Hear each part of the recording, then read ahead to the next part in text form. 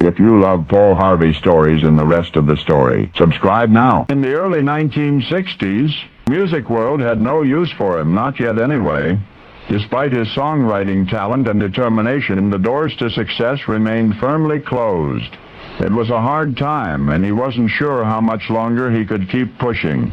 You see, Billy Owens had spent years writing songs, honing his craft, and singing in honky-tonks and small clubs, but the big names in Nashville just didn't seem to notice him. Label after label had rejected him. He had received letters from record companies that were at best politely indifferent and at worst cruelly dismissive. He had nothing to show for his efforts but a few dusty old demo tapes and a long list of no thanks from industry gatekeepers. One day, after yet another rejection, Billy made his way to the local bar to drown his frustration. He was broke, hungry, and just about ready to give up. The bartender, an older man who had seen his fair share of dreamers, eyed Billy's worn expression and pulled him aside.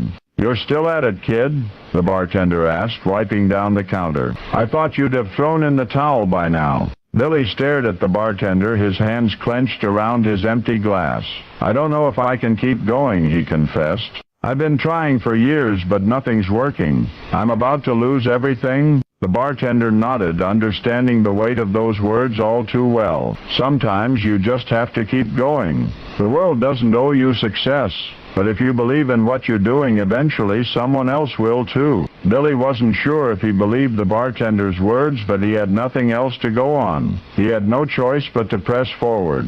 Days passed, and Billy continued to write songs, sometimes in the hope that one might find a home in the right hands, sometimes just to keep his mind from succumbing to despair. Then one day he wrote something that felt different. A haunting melody came to him as he sat on his porch, his guitar resting on his knee. The words flowed easily, almost as though they were coming from somewhere deep inside, a place where his frustration and dreams had been simmering for years. He finished the song in one sitting, a ballad about a woman who was heartbroken and lost. He titled it Crazy. Billy sent the song to a few contacts, hoping for a break, though he didn't hold out much hope. But this time the response was different. The song found its way into the hands of a well-known country singer named Patsy Cline.